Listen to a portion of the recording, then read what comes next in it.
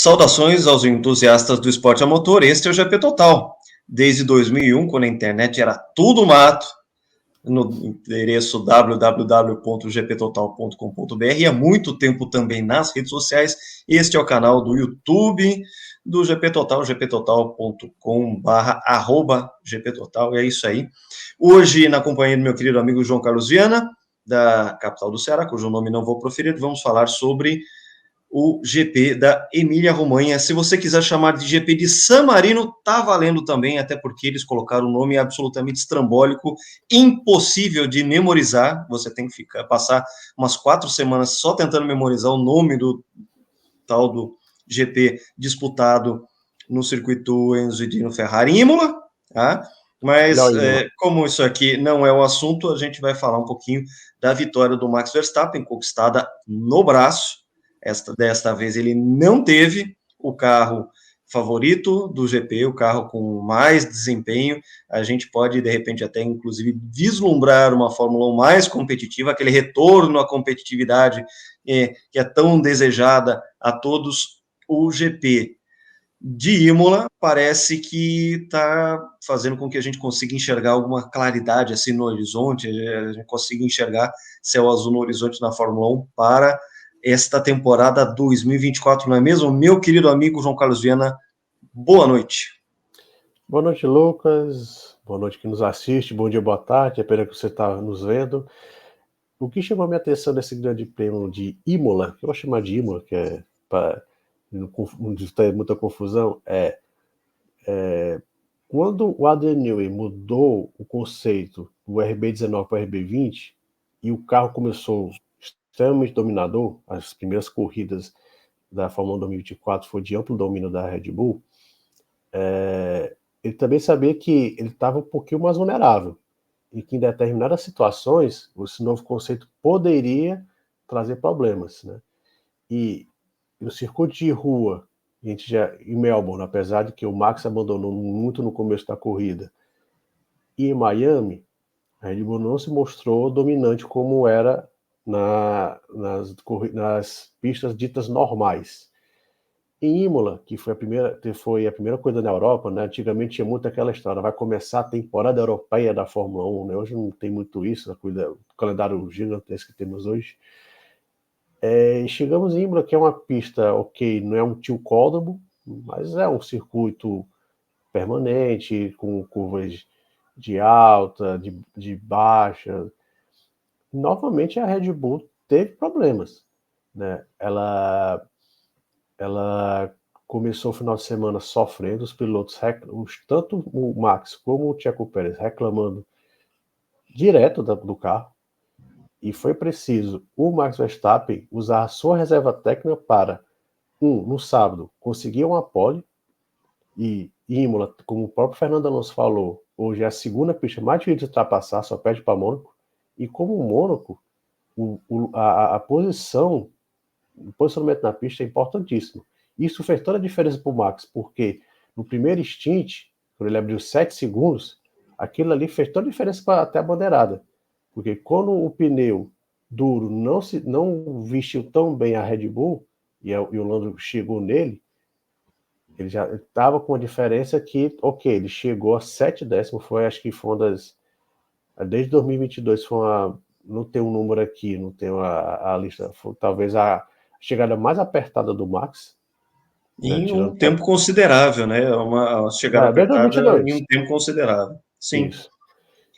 O que eu pude ler, principalmente no canal F1 Data Analysis, que é muito bom, assim, a gente sempre recomenda esse canal, é que a Red Bull não teve o melhor comportamento nas frenagens. Esse era um momento em que realmente o carro perdia bastante desempenho, era justamente nos pontos de frenagem, e Imola tem muito disso, né? É um circuito que você tem freadas fortes, assim como, por exemplo, Melbourne. De alguma forma, são pistas que têm algumas similaridades de característica de traçado. Ao mesmo tempo em que a Ferrari teve um bom desgaste de pneu, o carro realmente foi bastante conservador nesse aspecto, mas eles estavam com pouca velocidade final. Top end da Ferrari estava muito baixo. E a McLaren Eu vi também. estava. Então, e a McLaren estava conciliando o melhor dos mundos, estava freando bem, não estava desgastando tantos pneus e estava com velocidade que, se não era o maior top-end, era um dos melhores para se destacar entre as equipes. Tanto que eu acredito, para mim, que o carro do fim de semana foi a McLaren.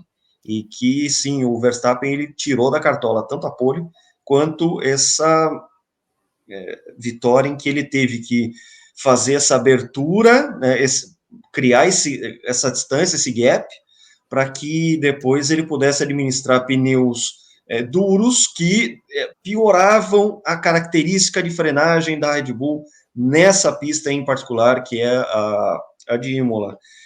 Mas, de qualquer forma, uma pista que é para pilotos mesmo, né? A gente teve uma invenção incrível neste fim de semana. Eu queria até que você comentasse essa invenção, assim, eu fico me perguntando como é que ninguém pensou nisto antes. Uma invenção incrível nesse fim de semana. Queria que você dividisse com a gente aqui, falasse um pouco dessa invenção maravilhosa que instalaram no circuito Enzo e Dino Ferrari lá em Imola. É um negócio que realmente está em falta em outras pistas, chamado caixa de brita.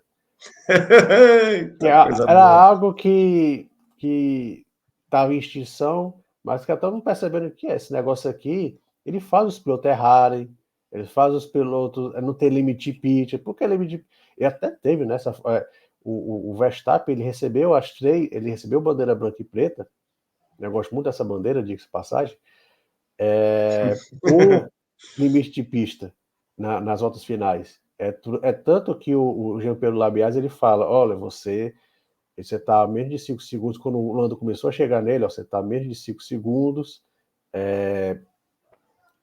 Tenta forçar aí, mas cuidado, não vai pisar fora, que tu pode levar aqui uma punição de 5 segundos.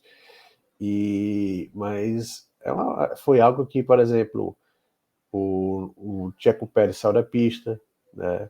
O nosso querido Charles Leclerc, de novo sob pressão, de novo na varinha alta, saiu da pista, foi para a caixa de brita, né? O Hamilton também saiu.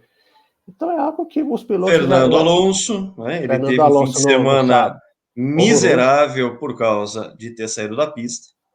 Então, assim, é algo que sim, faz muita diferença para numa pista de Fórmula 1, mas eu não sei porquê o pessoal teima em não botar asfalto, depois fica botando track limits, aí todo mundo fica reclamando, mas quando vai na outra pista tá lá o estacionamento de shopping de asfalto para o piloto sair e não acontecer nada. Mas paciência, né? Mas O que eu fico alucinado é a questão de que eles sempre propõem uma solução, vendem uma solução como algo maravilhoso e que não vai acarretar outros problemas. E a questão das áreas asfaltadas, aplicadas sem critério nenhum, e você vê hoje pistas como Paul Ricard, que 100% é área asfaltada em volta da pista, causa esse tipo de questão, de que daí você tem que sobrecarregar os comissários para ficar vendo a questão de track limits, sendo que existe uma solução simples e natural. É difícil você ter num esporte tão complexo como a Fórmula 1 uma solução que é simples e que ao mesmo tempo é eficaz, dá certo. A caixa de areia esteve sempre lá e deu certo, né? A gente sabe que para alguns locais, sim, criteriosamente é interessante você colocar essa área de escape asfaltada.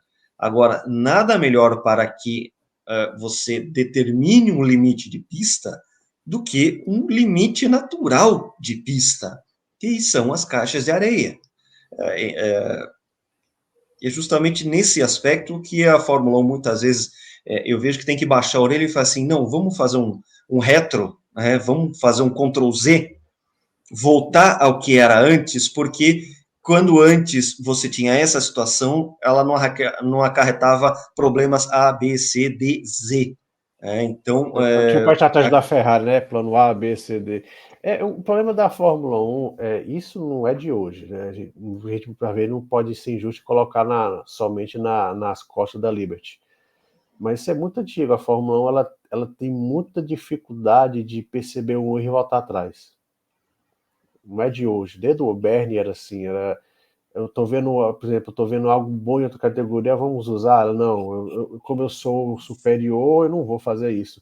Então a Fórmula 1 sempre foi muito difícil, muito complicada de emitir erros, né? E foi, como você falou, Lucas, perfeito, como sempre. É, você tirar a caixa de brita em certas situações é beira burrice, né? E Imola foi claro, né? Os pilotos com muito mais cuidado e sendo punidos, naturalmente. A sair da pista Sim. foi punido. Tá A bom. pista Punido. pune, e A pronto. pista foi Que pronto. coisa mais simples do que isso, né? Aí, É, não, é, é vamos de, a 5 segundos, 10 segundos, por causa de track limits. Pô, é ridículo, cara. não, e track limits que lembra na época do Michael Masi, eu vou fazer track limits nas curvas 3, 7, 11 e 12. Aprendam e fiquem espertos. Ou seja, a gente tem inclusive a questão dos critérios. Assim, por que vai ser na 3, na 7, na 11, na 12, na 14, na 21, na 30ª, 41ª? Enfim, é uma coisa que a gente fica se perguntando. E a quantidade de erros que a própria pista revelou, né, e quantos erros a pista puniu, mostra que esse pode ser sim um caminho de retorno para que várias pistas adotem o que Imola adotou nesse fim de semana, que foi, a meu ver, extremamente positivo. Sim. Não sei para o pessoal, até para quem quiser comentar a respeito disso, né, fique à vontade, a gente tem as nossas redes para isso também. Estamos aqui para críticas e elogios, sugestões, estamos abertos ao que os nossos amigos aqui que nos seguem têm a dizer também sobre isso. A sua opinião, tá? Você que está assistindo aqui, a gente também é muito importante.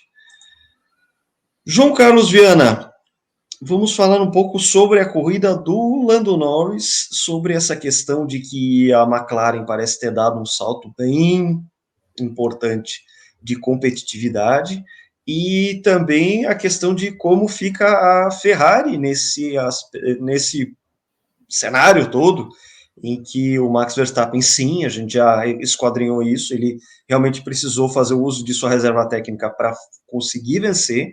A gente tem um Lando Norris que está cada vez mais maduro, a maturidade do Lando Norris é nítida, a olhos vistos, e a gente tem uma Ferrari que, no fim das contas, fica até meio perdida, fala assim, ainda sou o segundo carro mais forte? Será que sim? Será que não?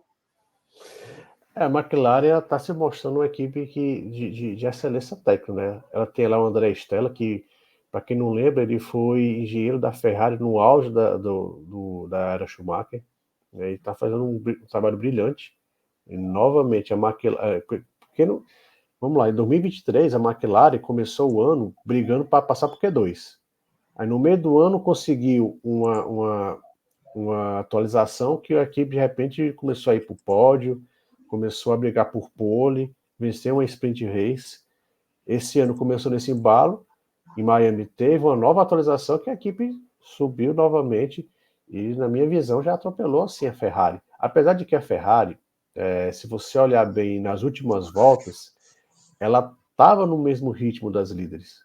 O Charles Leclerc estava ali no mesmo décimo, só que fisicamente, como ele espalhou a farofa, né, quando ele estava pressionando o Norris, ele estava fisicamente distante, mas ele estava no ritmo parecido. Então a gente não pode dizer que as atuações da Ferrari não funcionaram, né? Mas como foi falado mais atrás, né? Imola, posicionamento de pista é tudo.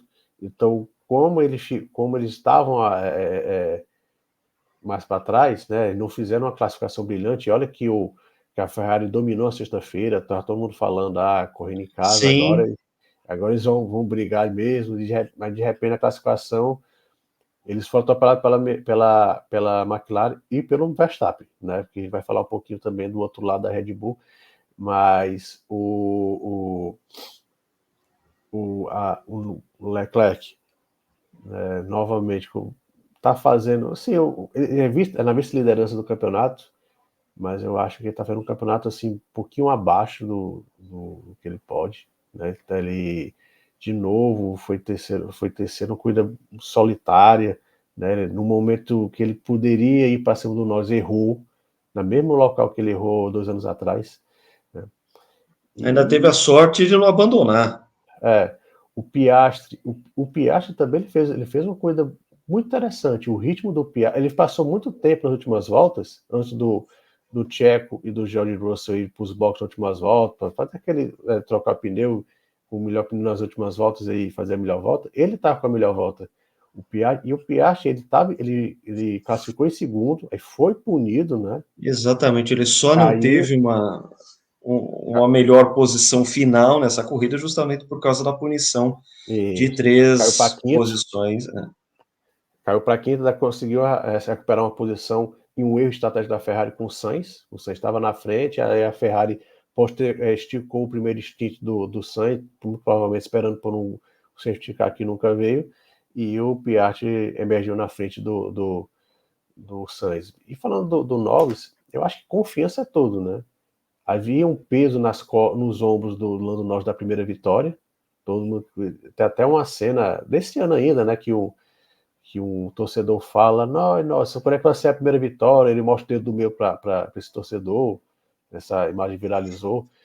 E então, assim, ele ter conquistado a primeira vitória, ele ganhou mais confiança. E confiança, isso não é só uma forma, no esporte faz muita diferença. Então, isso está fazendo que o Lando. Eu até coloquei para nós, né, lá nas redes sociais, que o Norris está fazendo o que era esperado que o Leclerc fizesse, foi ser um verdadeiro rival para o Max Verstappen. E todo mundo esperava que o rival do Max Verstappen fosse o Leclerc na Ferrari, uma equipe grande, a McLaren, queira ou não. Vamos lembrar de um pequeno detalhe: a McLaren hoje não é uma equipe oficial, é uma equipe cliente da Mercedes. Ela não é uma equipe que Exatamente. está esbanjando dinheiro, ela está fazendo um trabalho belíssimo. A gente pode ter algumas, algumas restrições com o Zac Brown, mas ele está fazendo um ótimo trabalho, botando as pessoas certas nos lugares certos, né? E o Norris está se aproveitando disso. E, assim, a tendência é a McLaren cada vez mais próxima da Red Bull, né? Lógico, tem que ser perfeito para derrotar o Max Verstappen. A Red Bull não tem o melhor carro, mas em determinadas situações, sim, a McLaren vai brigar por vitória. A Ferrari, eu acho que talvez está faltando um pouquinho de piloto ali. Talvez por isso que o Frederico Vasseur fez tanta questão de trazer o Hamilton, né? Que talvez o Hamilton, um cara experiente, ele seja um cara que consiga dar um up, né? E se contar Adrian Newey, mas Adrian Newey é outra história. É isso aí. A gente teve, portanto, a vitória do Verstappen saindo da primeira posição, o Norris saindo da segunda posição, chegando também em segundo, Leclerc 3 terceiro, né? As posições do grid não se alteraram, e a gente teve a primeira alteração que o Piastri acabou fazendo o undercut em cima do Carlos Sainz, por causa dessa presepada da Ferrari, né, na tática do espanhol, fazendo com que ele, da quarta colocação dele no grid, chegasse em quinto. Logo depois veio a dupla da Mercedes, com o Hamilton à frente do Russell. O Russell ainda teve essa questão da melhor volta e desse pit extra, né? O Hamilton chegando na sexta colocação, Russell na sétima. O que falar da Mercedes, João? E o Russell reclamou desse pit extra, né? Que ele passou a corrida inteira na frente do Hamilton, né? E com esse pit ele caiu para sétimo, ele reclamou. Assim, ainda há a especulação do Verstappen ir para a Mercedes em 2025, mas a Mercedes tem que ter outros argumentos além do desempenho para convencer o Verstappen a sair da Red Bull para a Mercedes. Até agora, a equipe técnica da Mercedes é uma grande desilusão dos últimos 3 anos. A gente, em 2022, eles erraram, mas com a capacidade que a Mercedes tem, em 2023 eles vão se recuperar, passou 23, estando em 2024, está claro que a Mercedes é a quarta força destacada da Fórmula 1, no Power Rank, né? E é um quarto lugar isolado. Está longe de Mercedes, de McLaren e Ferrari, McLaren equipe cliente deles, não devemos esquecer desse detalhe, mesmo motor, né? e bem à frente da Aston Martin, né? A Aston Martin todo o pelotão intermediário. Então a Mercedes, que trouxe atualizações, estava até otimista, mas e interessante que foi até mesmo o melhor resultado do ano da Mercedes, sexto e sétimo, mas para o potencial que a Mercedes tem, é muito pouco, muito pouco. Toto Wolff deve estar muito pensativo nos últimos dias, nas últimas semanas, né? O que não deixa de ser também um questionamento sobre o próprio Toto Wolff, né? Será que ele é tudo isso mesmo? Qual foi o real papel dele naqueles anos de hegemonia da Mercedes a partir de 2014, quando mudou a regra para os motores híbridos? Enfim, eu acredito que dentro da Fórmula 1 existam inclusive dedos inquisitórios contra, né, apontando o próprio Toto Wolff, porque ultimamente ele tem sido mais de caras e bocas do que de atitudes. Fica Eu bastante acho que complicado. eu acho que outro ponto de apontar dedo da própria Mercedes. Como é que ele conseguiu perder o Hamilton? Isso aí, essa insistência que o Toto Wolff tem sobre o Verstappen é meio para dar uma resposta, provavelmente a quem aponta o dedo para ele. Como é que você perdeu o Hamilton? Você perdeu uma das maiores estrelas da Fórmula 1 da atualidade e tem o Russell. O Russell, com todo respeito ao Jorjão da Massa, ele não é um piloto que chame a atenção fora do ambiente da Fórmula 1. O Hamilton chama, o Alonso chama, o Verstappen obviamente chama, o próprio Lando Norris, o George E Russell não. hoje o Lando Norris, então, quando eles surgiram, eles são mais ou menos contemporâneos, né? Ficava se perguntando qual britânico iria despontar Eles eram como um contemporâneos. sucessor do Lewis Hamilton, né? Levando em conta Sim. que já é uma nova geração. E aparentemente quem está realmente despontando e tratando cada vez mais com naturalidade ser um top driver é o Lando Norris e não o George Russell. A gente vai ver o Russell em situações em que ele terá carros competitivos, como é que ele pode se comportar mais para adiante. Mas no momento que a gente tem é um Lando Norris cada vez mais maduro para que seja o rival deste ano do Verstappen. Logo em seguida das Mercedes, a gente teve, como você mesmo disse, outra parte da Red Bull. E o que a gente pode dizer dessa outra parte da Red Bull, João? O que eu vou dizer lá em casa, né, Checo? Falando em homenagem aqui a Silvio Luiz, né, pelas barbas do profeta, né? E interessante que nessa mesma época do ano passado, o Checo já estava começando a desandar a maionese, né? Foi Verdade. Miami, Mônaco porque foi o breaking, assim, foi o ele bateu no treino turning livre. point. Ele bateu Isso. no treino livre ali, estragou. Lá, na verdade, em Miami, Uhum. quando ele levou aquela ultrapassagem do Verstappen, o Verstappen largou em nono, ele largou na pole, no meio da corrida o Verstappen atropelou ele, ali acabou com o mental Estragou a do guacamole Checo. ali. Ali acabou com a guacamole. Não teve jeito. Agora, e nessa mesma época, o ano passado a gente não teve Grande Prêmio de Imola, né? Teve lá As um problema de enchentes. enchentes, né? Que estão vendo aí no Rio Grande do Sul, infelizmente. Tivemos na região da Emília-Romanha, talvez não tão catastrófico como no Rio Grande do Sul, mas o Checo ele está caminhando para não ter o contrato renovado, pelo amor de Deus. Ele já foi ultrapassado pelo Leclerc, que eu acabei de falar, não está fazendo uma temporada brilhante, foi ultrapassado pelo Leclerc no campeonato, e já tem o Lando Norris focando no cangote dele. Só que o Lando Norris está no embalo, moral altíssimo. Quando você tem um cara que é um tricampeão mundial, o companheiro de equipe tem que ser no mínimo vice. Ainda mais com o carro que eles têm. Vamos ser até maldosos. A Red Bull Imola, não estava bem quando a gente olha não para o Verstappen, olha para o Checo. O Checo Pérez não foi para o Q3. Voltando os terríveis tempos de 2023, ele não foi para o Q3. Ele fez uma corrida opaca. Ele não fez, ele foi. A Red Bull apostou num safety car que nunca veio, talvez esperando. Né? Se a gente falou de Imola das caixas de brita, né? Deve ter alguém atolando na caixa de brita, vai ter um safety car. Segurou o Checo tempo demais na pista e ele, o Checo Pérez, só levando ultrapassagem. Quem chegava, passava. Né? E quando ele foi aos pits, já estava 20 segundos atrás das Mercedes. Né? Só o Russell se aproximou porque ele fez a parada e ainda saiu na frente do Checo Pérez. E vamos a Mônaco, que foi, como você falou, turning point, né? Mas foi logo após aquela ultrapassagem que ele levou em Miami. Agora, o que é mais intrigante nesse caso é se a gente teve aquela ultrapassagem do Max em Miami, que realmente que destruiu o mental do Pérez, não tivemos nenhuma assim, uma razão para o Pérez fazer uma coisa tão medíocre.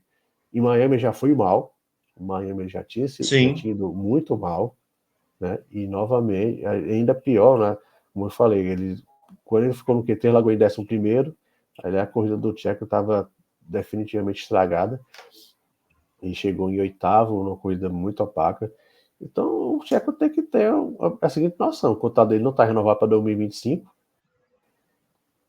não tem muitas vagas abertas, então ou ele faz algo, começa a não cair no redemoinho para baixo, como foi em 2023, né? E pensar em melhorar esse desempenho, voltar ao que ele estava no começo do ano, porque senão, eu acho que ele nem fica na Fórmula 1, né? Porque existe a cláusula no contrato dele que a Race Bulls, ele não pode ser rebaixado para a Race Bulls, e as outras equipes estão todas com suas vagas praticamente completas, né? Só a única dúvida é para onde vai Sainz, mas fora isso. Realmente. E fechando a pontuação do Grande Prêmio, eu vou chamar de San Marino, eu não resisto em chamar de San Marino. A gente teve o Lance Stroll na 9ª colocação e Yuki Tsunoda andando de novo muito bem com a 10ª posição com a Racing Bulls.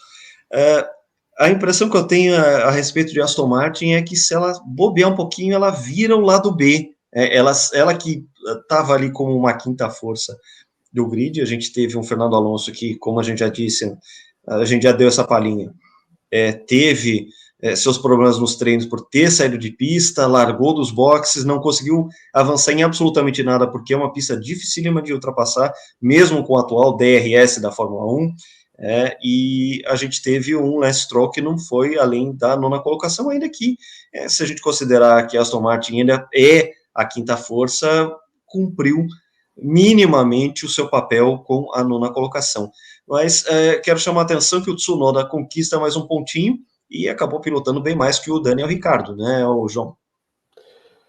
O Daniel Ricciardo, infelizmente, caiu na categoria de ex-piloto em atividade.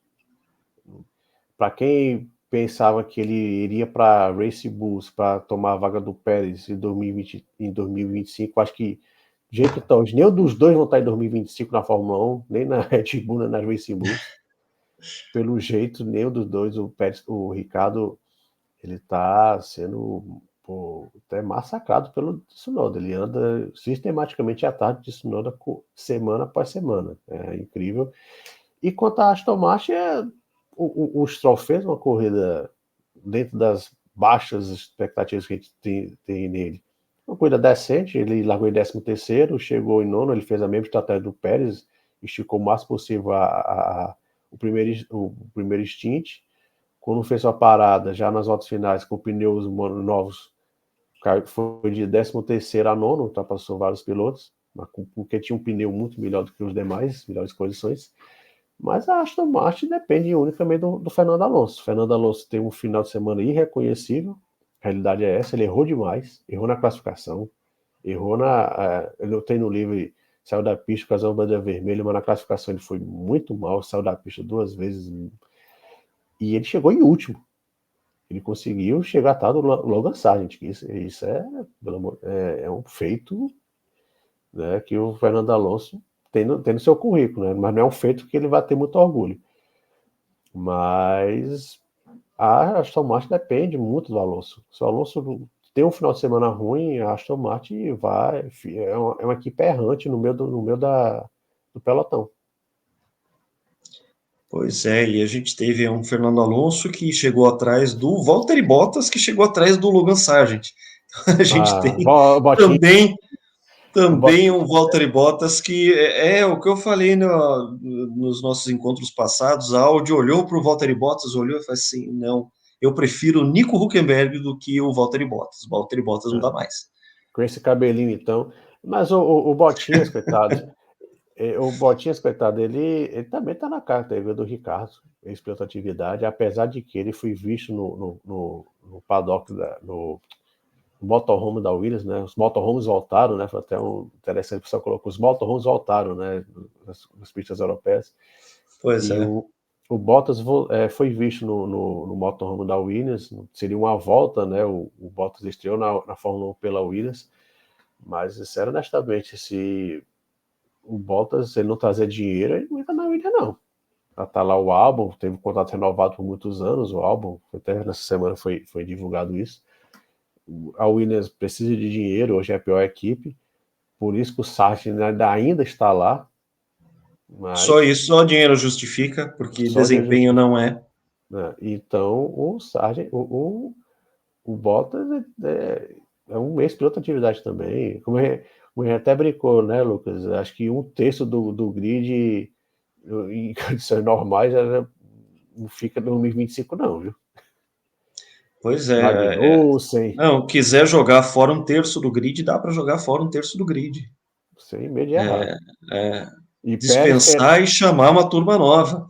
e A Pérez Fórmula 1 entrando está nessa turma aí, precisando. viu? Pode entrar nessa turma, sim.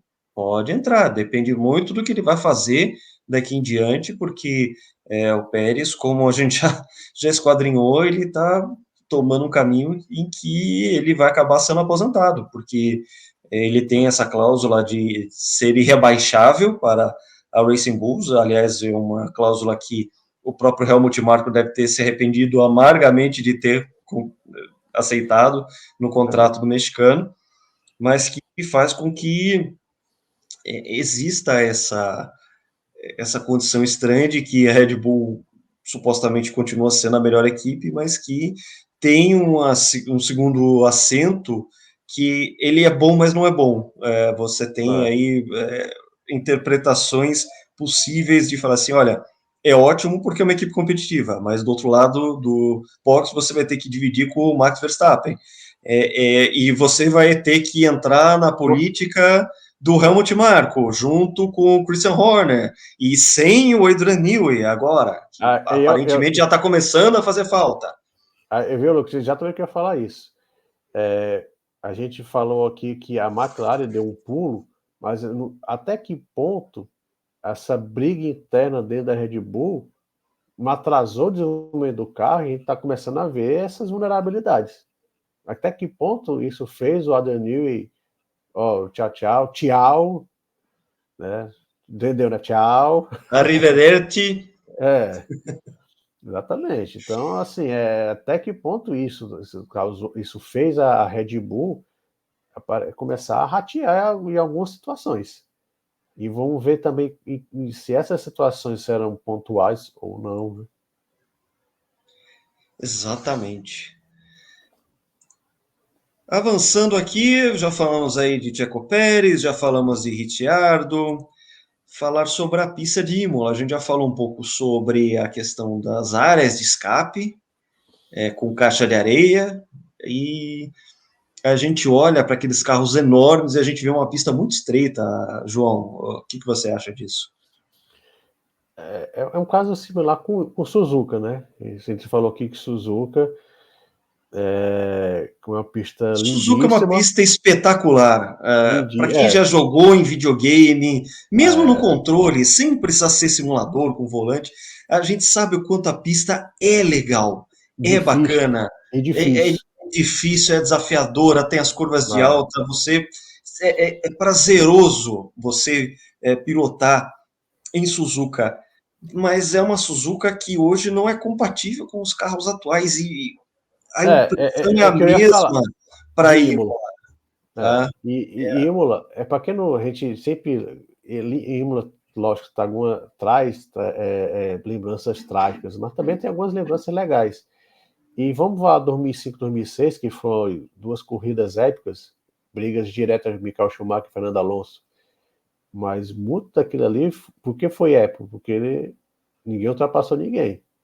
Né? Até em 2005 o Schumacher até ultrapassou o Button na pista, na variante alta, uma ultrapassagem muito bonita. Mas quando ele chegou no Alonso, muito mais rápido, por lá ficou.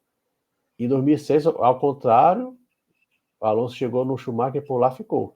Então, Imola sempre foi uma pista difícil de ultrapassar, mas agora tá muito mais difícil. Os carros estão. Você olha a largada, teve uma câmera que ficou assim no alto, cabia os dois carros justinhos ali, lado a lado, né? Não cabia mais um terceiro carro ali, porque era muito estreito. Até por isso a largada foi bem convencional, não teve nenhum incidente. Na Fórmula 2 teve um acidente meio feio na corrida sprint. Na Fórmula 1 foi todo mundo largou de forma cautelosa, por quê? Porque não tinha espaço, simplesmente não tinha espaço. Então, Imola, infelizmente, é uma pista histórica, lógico, histórica também por lado ruim, mas é uma pista que parece que ficou pequena demais para a Parece que Fórmula 1. encolheu, lavou É, na água quente e encolheu. É uma coisa que. Eu vou colocar aqui uma particularidade. Eu sinto muita falta dos planos de câmera antigos de Imola, que a gente tinha. Sempre nas corridas do passado em Imola, a gente sempre tinha a mesma sequência de câmeras e que hoje as câmeras são postas em trechos totalmente diferentes, fazendo com que eu não consiga identificar exatamente onde o piloto está na pista, se ele está na variante baixa, se ele está na Piratella, se ele está com a Minerale. a variante baixa não tem mais, né? A variante baixa nem tem Então, mais. Ela foi nem tem extinta, mais, né? pois é. Mas assim, eu sinto, eu às vezes me pego perdido em determinado trecho e tendo que associar ao que eu vi anteriormente nos planos de câmera antigos de Imola, mas A, isso é a, velhice minha, é ranhetice da minha parte. Eu vou deixar isso bem claro, já vou fazer esse disclaimer. É só uma ranhetice da minha parte, mas assim, pessoal que é da Fórmula 1 da antiga, pessoal que é veterano e que viu muitos e muitos grandes prêmios em Imola, de repente tem a mesma impressão que a minha, de que às vezes se sente meio perdido, as câmeras hoje são mais aproximadas, que essa questão de dar a sensação de velocidade, que eu particularmente não concordo. O que a gente quer ver são as tomadas de curva, como é que o piloto faz a curva, como é que ele está fazendo essa tomada, se existe uma diferença em relação ao que ele pratica para os adversários. E parece que isso realmente não está no rol de preocupações da Liberty Media quando ela planeja os planos de câmera que ela coloca nos circuitos. Ela na não ver- está interessada em como o piloto faz a curva, ela só está interessada em realmente oferecer essa sensação de velocidade. Para mim, eu sou esse ranheta, esse chato, etc e tal, para mim me faz falta essa questão de você poder observar através da câmera, através daquele determinado plano de câmera, como é que os pilotos contornam essas curvas, como é que é o approach, como é que é o contorno, como é que é a saída, né? E as câmeras de hoje em dia parece que não permitem com que a gente faça esse tipo de julgamento e a gente dependa muito mais da telemetria para saber o que os pilotos estão fazendo, e tá aí o F1 Data Analysis de novo para socorrer a gente, do que realmente a gente poder olhar e realmente prestar atenção e notar o que eles fazem na pista. Mas, repito, isso pode ser simplesmente uma ranhetice da minha parte, você pode não concordar em absoluto comigo, não tem problema, porque eu sei que isso aí é uma ranhetice da minha parte. Só tem um plano que eu acho bem legal, que é aqui da largada, que eles colocaram o público ali nas arquibancadas, ali do aquele barranco onde é que ficava em frente à antiga variante baixa. Aquele público ficou muito legal, aquele plano de câmera ali, né, que você fica vendo o público, né? Dá até a sensação que tinha mais público que nos outros anos, né? Mas realmente é questão talvez de costume, que a gente às vezes tem aquela barreira. A gente é acostumado quando éramos adolescentes, crianças, estava com aquele costume, né? Agora muda, a gente estranha mesmo. Eu acho agora esse plano da largada é legal. Eu acho bem, bem Sim, legal. Que concordo. você que ele pega de frente com o público, aí você vê aquele mar de gente, o mar vermelho, né? E é uma Fica muito pista em bonito. que sim, tem que valorizar muito, mostrar público, porque é um público raiz, apaixonado pela Fórmula 1, que vai com bandeira da Ferrari, e a gente viu outras bandeiras lá, incluindo as bandeiras brasileiras, né? Quero encerrar o assunto Imola, antes da gente partir um pouco, falar um pouquinho aqui nesse vídeo sobre o qualifying das 500 milhas de Indianápolis, afinal de contas, na semana passada a gente falou um pouco do universo da Indy. Eu queria encerrar com a questão do levantar a bandeira brasileira e também a bandeira austríaca, a lindíssima, emocionante homenagem do Sebastian Vettel aos 30 anos do passamento do Ayrton Senna, ele que pilotou sua própria McLaren MP48 de 1993 no circuito de Imola, e vale ressaltar, sem aliviar, ele fez uma volta de instalação e depois ele mandou o sapato, né, e logo depois ele reduziu e teve aí o mostrar a bandeira brasileira, e aí, para quem... E austríaca. E também, logo né? em seguida, então, e logo em seguida a bandeira austríaca, porque existe, felizmente, um resgate na memória do Roland Ratzenberger, que foi outra vítima daquele fim de semana infernal de 1994 em Imola. Mas, enfim, Sebastian Vettel mostrando por que a história do automobilismo é tão importante e por que é tão importante os pilotos da atualidade saberem e valorizarem a história, que é uma coisa que a gente tenta o tempo inteiro fazer aqui no GP Total. O que eu acho, não sei se você se lembra, Lucas, que a Fórmula 1 fez tipo uma brincadeira com os pilotos da Fórmula, acho que foi uns 3, 4 anos atrás, sobre os campeões da Fórmula 1, todos os campeões. Não sei se você se lembra que o Vettel foi o único que soube dizer todos os campeões de 50 até o final. O pessoal se baralhava, meio que o Stroll, não, esse próximo ano vai ser eu, no próximo também, digo, vamos dizer no Ceará, aí dentro. Mas o Vettel, ele tem um diferencial de saber a história do próprio esporte. Isso poucos pilotos sabem.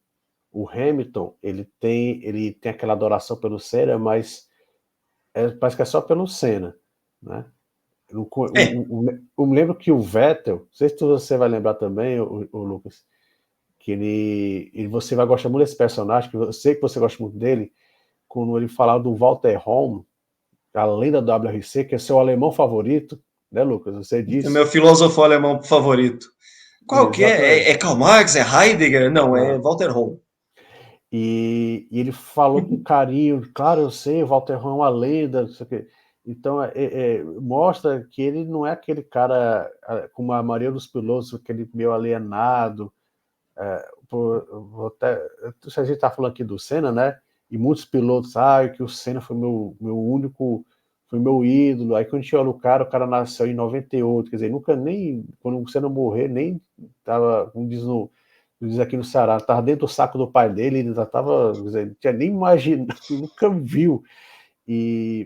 Mas o Vettel tem esse diferencial de ser um grande conhecedor da história da Fórmula 1, e eu achei muito legal. Eu estava até falando aqui da bandeira austríaca.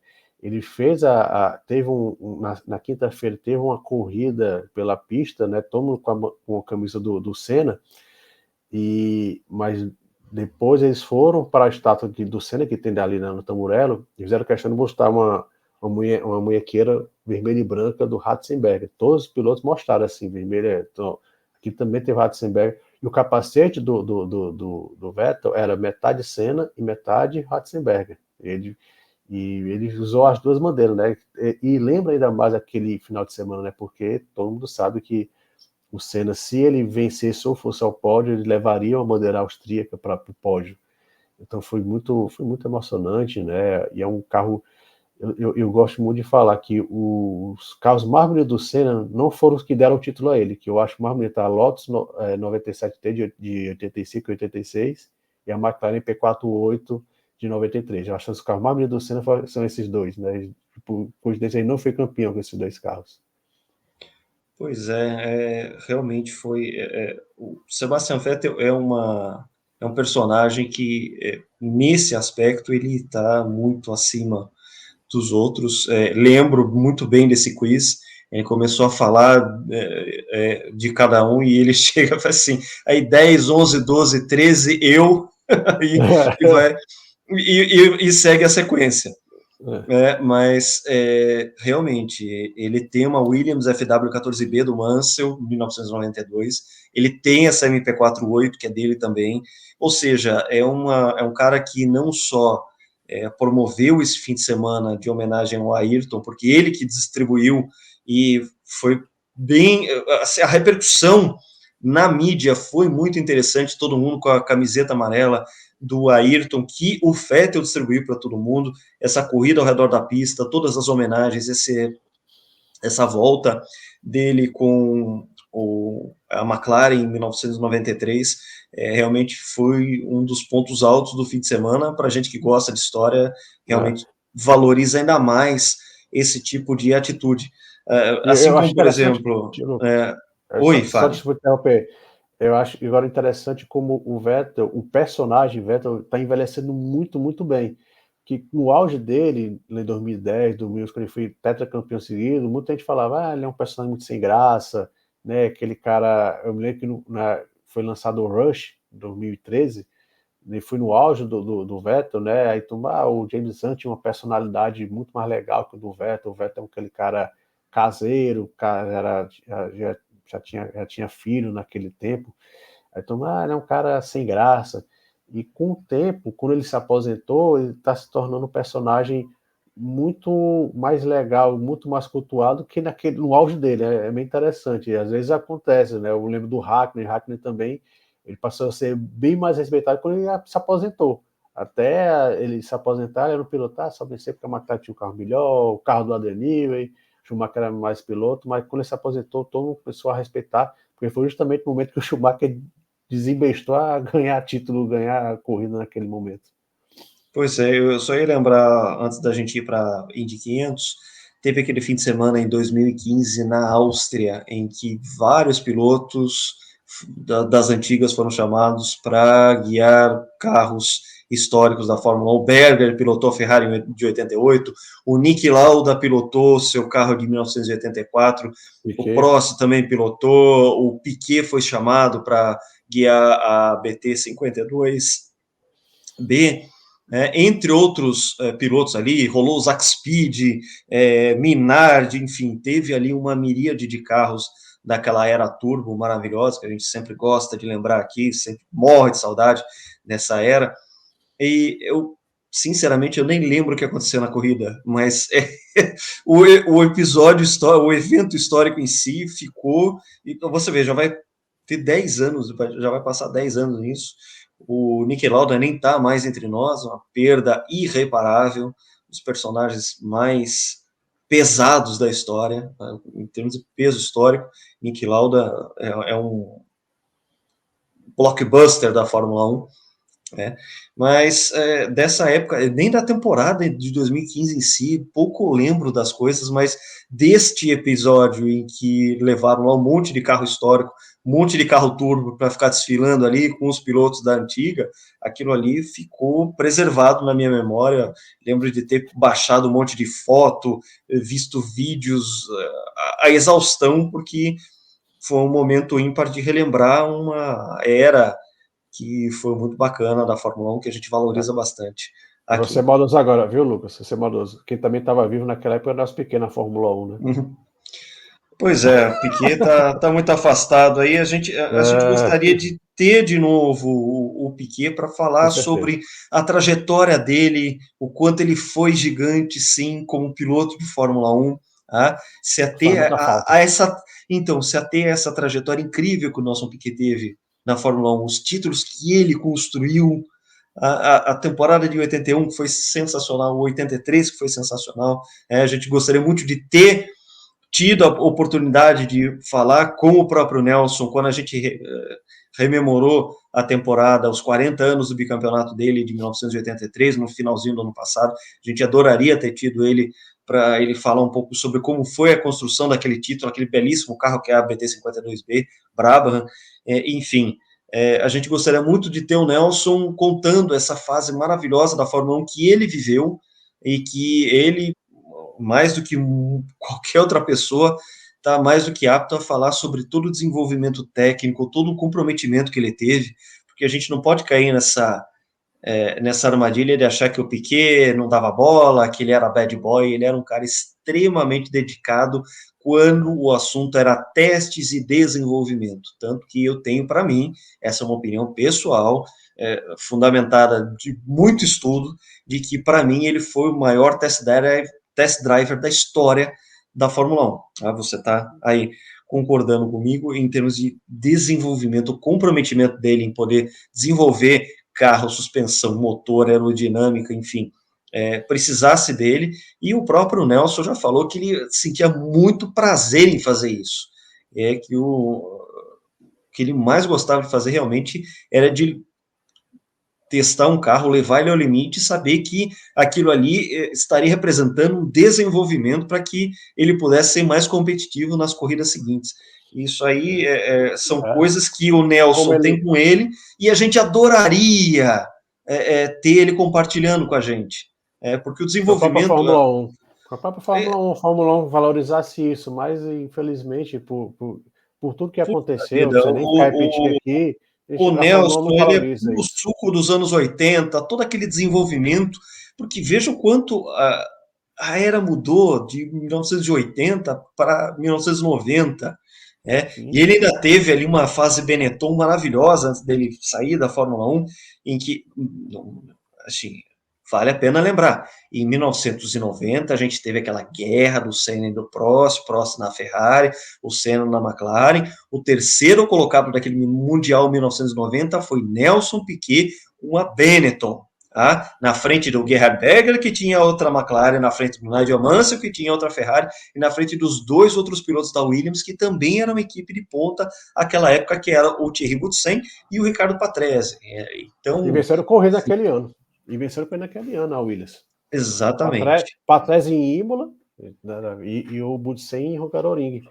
Mas é uma pena, eu falei aqui, mas eu lamento. Eu queria que o Piquet também tivesse essa valorização que outros grandes pilotos têm na Fórmula 1, mas por motivos que a gente conhece, infelizmente isso não Eu tenho para mim que a gente ainda vai poder ter o Piquet de volta para ele poder explicar o que foi a era da Fórmula 1 que ele passou, tudo que ele passou. Eu tenho para mim, eu nesse caso, nesse aspecto em particular, eu sou otimista de que a gente ainda vai ter o Piquet falando sobre tudo que ele passou na Fórmula 1, todos os desafios, todo aquele suco de anos 80 que a gente adora tomar todos regularmente, para nos dizer que toma todos os dias esse suco de anos 80 que nos faz rejuvenescer. Para a gente é a fonte da juventude.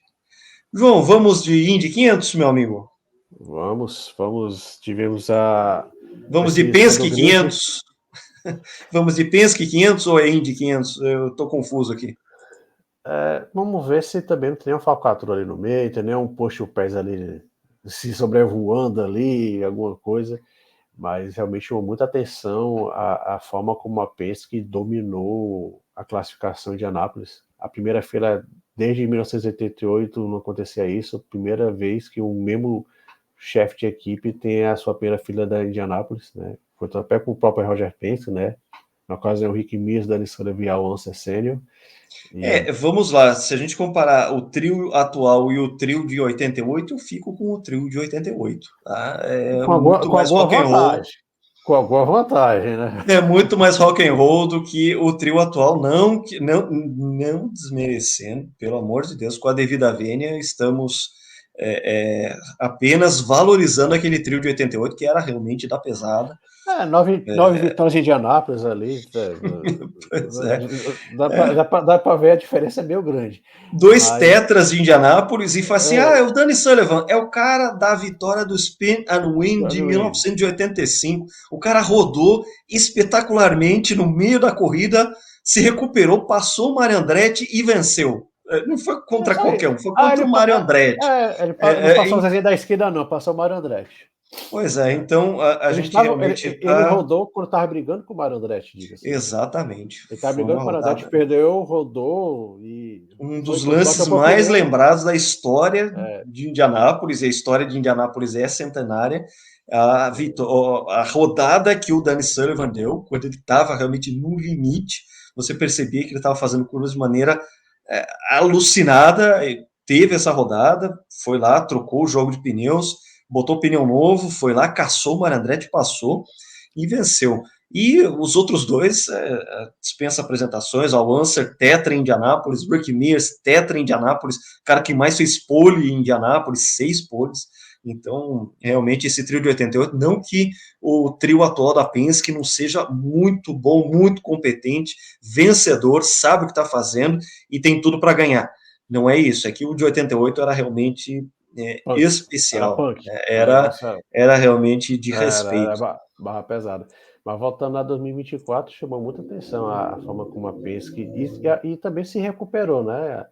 Para quem não assistiu o nosso vídeo da semana passada, né? A Penske sofreu um baque gigantesco, né? Foi talvez não, o maior escândalo da história da Penske, né? O Joseph Newgarden e Scott McLaughlin foram desclassificados por uma irregularidade numa A fraude, né? programação do push to pass. Push to pass, usaram o que não era para usar, e isso foi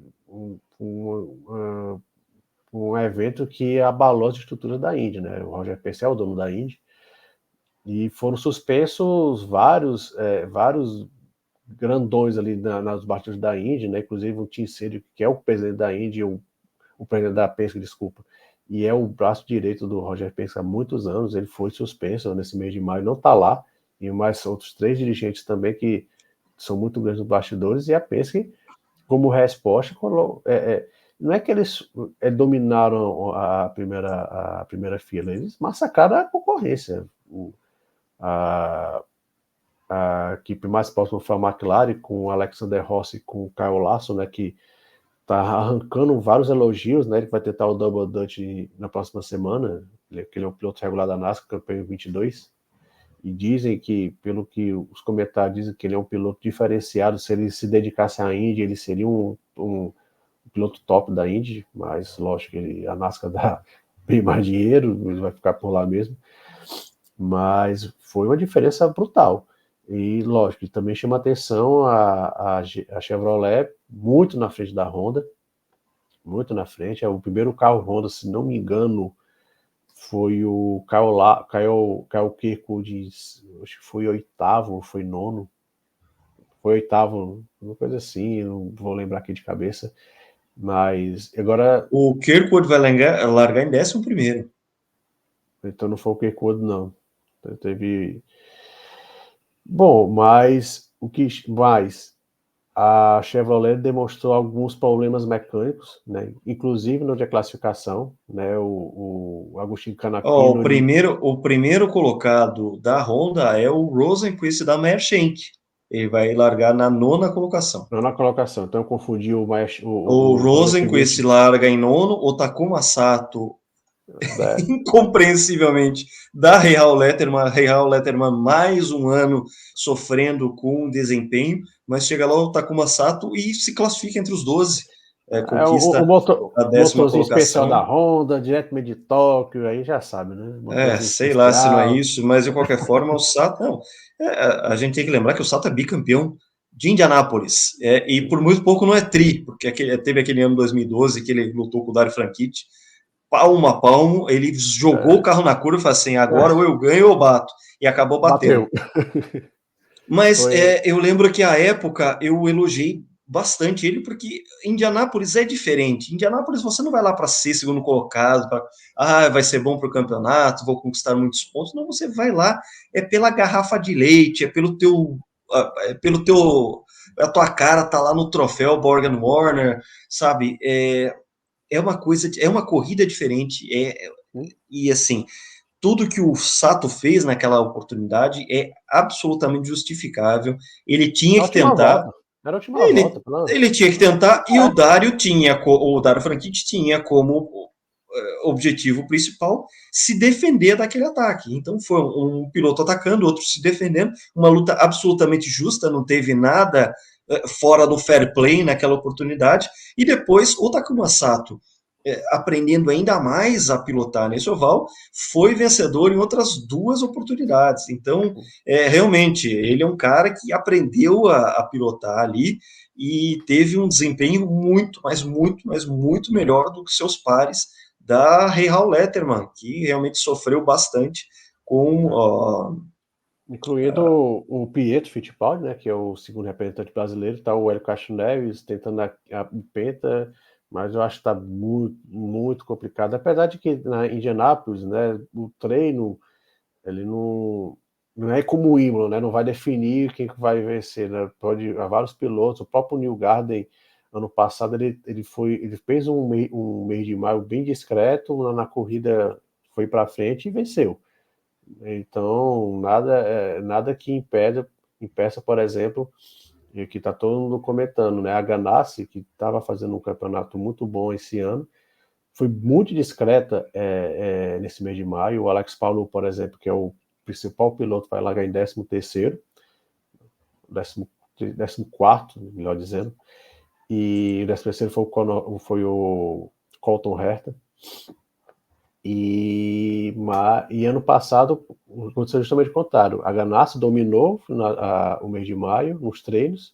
O Paulo tinha o melhor carro, né? Mas na corrida vários problemas é que a Penske veio lá de trás e venceu.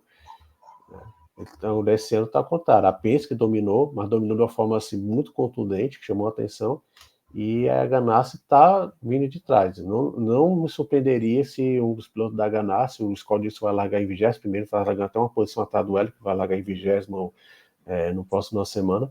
Eles venham para frente. Né? A equipe McLaren está muito forte. Né? O Alexander Rossi, o Kyle Larson, o próprio Pato está muito bem. Apenas o Callum Ilott que não conseguiu ir para o Pole Day, né? Vai largar em 22º por ali. Então é uma corrida que a gente não tem aqueles favoritos, apesar desse domínio da Penske. Eu tenho para mim que a Penske ela não vai dar o mole que a Ganassi deu ano passado. A Penske ela se concentra muito para Indianápolis, ela é muito clutch em Indianápolis. Então ela vai vir muito forte, ela vai fazer aquela coisa que eles fazem todo ano em Indianápolis, né? Vai chegar um momento que ou eu vou economizar combustível ou eu vou atacar. Aí vai colocar um piloto para atacar, o outro para economizar combustível, que na melhor estratégia que ela vai estar alguns pilotos lá brigando pela vitória. Então eu acredito muito na equipe Penske, eu acho que eles vão brigar, mas eu acho que a Ganassi vai vir para cima. E a McLaren, principalmente com o Ross venceu a corrida, com o Pato Ward, que tem contas a pagar lá em Indianápolis. Já ano passado ele estava com um carro muito rápido, né? Isso envolvendo um acidente com o Marcus Ericsson, que prometeu uma asneira sem tamanho no Bump Day. Para quem não sabe, pessoal, a Indianápolis são 4 voltas, né? Então são 4 voltas e a média das 4 voltas. E o nosso querido Marcus Ericsson simplesmente na terceira volta desacelerou. Eu esqueci que tinha uma 4ª volta e quase ficou de fora do grid. Isso é bem feito, né? Meu nosso cego ele. Pois é, lembrando, né, eram 34 inscritos para 33 vagas, no fim das contas, o piloto da Dale Coyne que ficou fora, né, o Nolan Siegel, que é um novato, acabou ficando de fora, ele bateu na sua última tentativa, o carro, eles tentaram ali um acerto de desespero de último momento para tentar bater o Graham Rahal, que mais um ano ficou nesse pesadelo do bump, mas que dessa vez se garantiu no grid como o 33º. Mas assim, minha perspectiva da corrida, coisas que a gente vai ter que prestar atenção. Primeiro, sim, dá para perceber que o motor Chevrolet está com muito mais saúde que o Honda em termos de desempenho. Porém, foi o que mais apresentou defeitinhos, grilinhos, bugzinhos durante os treinos livres e qualificação em Indianápolis. Principalmente os carros da Carpenter sofrendo bastante. Os carros da Carpenter que normalmente têm um histórico muito bacana de desempenho em qualificação em Indianápolis. Então a gente vai poder ver aí se os carros da Chevrolet vão apresentar defeitos mecânicos durante a corrida. Lembrando que tanto Penske quanto McLaren, que foram as duas equipes que melhor treinaram, a Penske notadamente à frente, as duas usam motor Chevrolet, ao mesmo tempo que a gente vai ver também se existe muita diferença de desempenho em termos de consumo de combustível, porque de repente a Honda não está com um grande desempenho em termos de potência, mas ela tem um motor que você consegue fazer de 2 a 3 voltas a mais por tanque de combustível. E aí você pega você pega um Scott Dixon fazendo isso, ele faz 42 voltas a mais com o tanque. São coisas que a gente vai poder observar durante a corrida.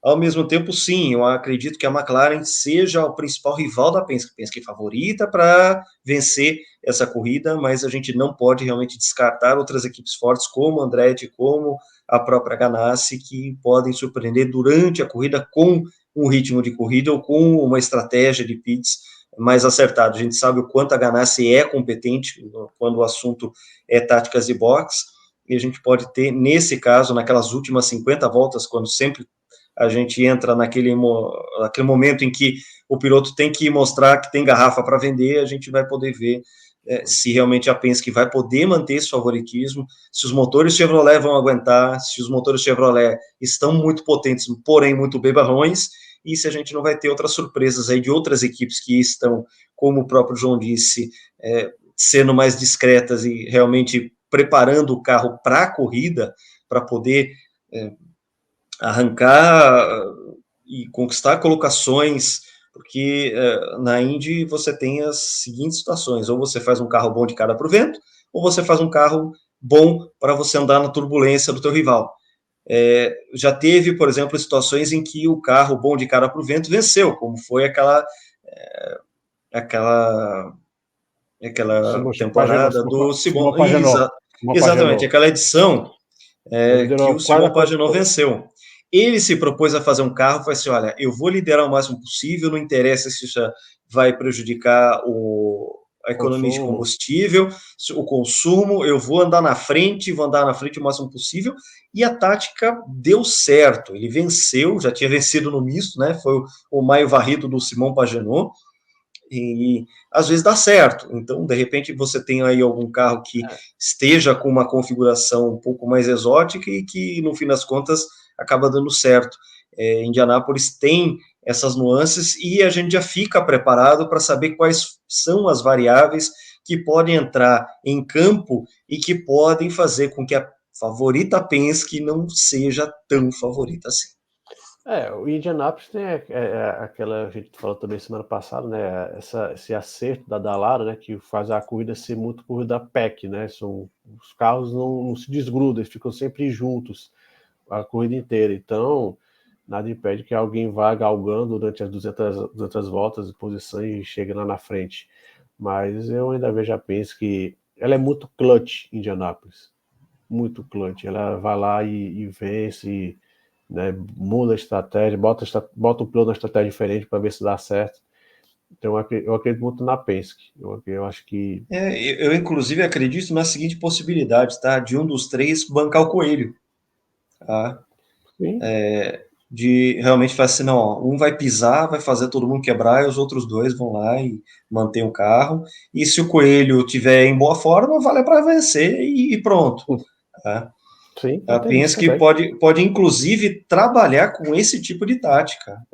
Não vai ser surpresa para mim se eles fizerem algo do tipo, sabe, fazer com que um dos pilotos ali realmente desponte, vai lá, mostre que tem mais potencial e puxe o ritmo dos rivais a ponto dos rivais terem que forçar demais seus equipamentos, gastarem mais combustível, gastarem mais pneu, ficarem mais expostos a riscos de ultrapassagem na pista, negociar com retardatários, enfim.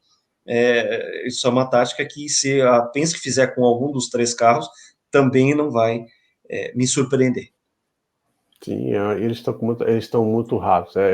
Que o que mais impressionou foi a contundência da diferença para os demais, principalmente também para a McLaren, né? Foi um negócio assim que chamou muita atenção. E vamos ver que de repente o Scott McLaughlin está de Rick Mears, né? De Pennzoil, aquele carro amarelo. É icônico, muito bacana aquela pintura. Eu gosto demais daquilo ali. Tem minha torcida do McLaughlin, não sei se ele vai ganhar, mas aquele exato de Pennzoil. E não sei se você viu a cena, né? Que o Rick Mears entregando o macacão, a réplica do macacão, E tá usando o mesmo macacão do Rick Mears, o mesmo capacete, que logo é Rick A. Scott, então tá muito legal aquilo do Scott McCauley. Pois é, gente, e com essas considerações a gente encerra aqui, lembrando que a gente está aqui no YouTube. Deixe seu like se você puder, assine o canal também para a gente ter o nosso crescimento orgânico, para que a gente chegue a mais pessoas, trazendo o nosso conteúdo de análise de automobilismo, as nossas pautas históricas, as nossas entrevistas bacanas. A gente vai ter mais entrevistas ainda durante o ano, vocês podem ter certeza. E a gente se prepara que a gente esfrega as mãos, porque o fim de semana que vem é como se fosse o nosso Natal, porque a gente vai ter o Grande Prêmio de Mônaco e logo em seguida as 500 milhas em Indianápolis. Para quem ainda tiver fôlego, ainda pode assistir a NASCAR. É o dia realmente mais feliz do ano para quem gosta do esporte a motor. Tá? Pessoal, é isso. É sempre um prazer estar aqui com vocês. A gente se vê no próximo vídeo para a gente poder repercutir esse dia que é o mais feliz do ano. E a gente tem não só os nossos vídeos das segundas-feiras, como também os cortes durante as semanas. Quero ver todo mundo deixando o like aí, porque a gente está recuperando um material super bacana do Emerson Fittipaldi, uma entrevista que a gente fez com ele em 2020. A gente está separando um material super especial, principalmente voltado a este mês de maio, às 500 milhas de Indianápolis, toda a trajetória dele, que venceu 2 vezes. Para quem puder dar uma olhadinha no nosso canal, tá lá os nossos cortes na nossa sessão de vídeos. Vale a pena ver esses depoimentos do Emerson, que foi uma entrevista super especial feita lá em 2020. Na época a gente só tinha o Facebook, foi uma live para Facebook, e a gente está recuperando agora todo esse material em cortes, negócio super bacana, para que vocês possam ver aqui no nosso canal do YouTube. É isso aí, gente, um grande abraço e até a próxima, uma próxima que a gente se aguarda com muito carinho e também com muita expectativa. Abração, gente.